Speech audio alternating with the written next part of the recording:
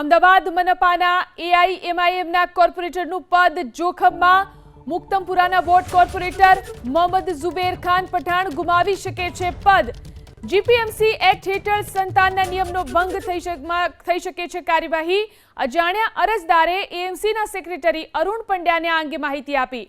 મોહમ્મદ ઝુબેર માજીદ ખાન પઠાણના ઘરે ત્રીજું સંતાન થતા નિયમનો ભંગ થયો છે.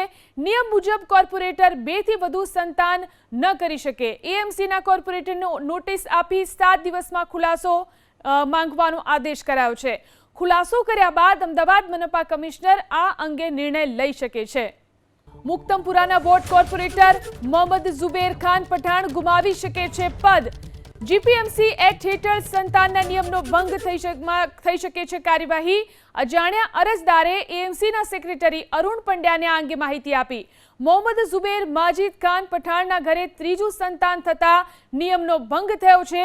નિયમ મુજબ કોર્પોરેટર 2 થી વધુ સંતાન ન કરી શકે. એએમસીના કોર્પોરેટરને નોટિસ આપી 7 દિવસમાં ખુલાસો માંગવાનો આદેશ કરાયો છે.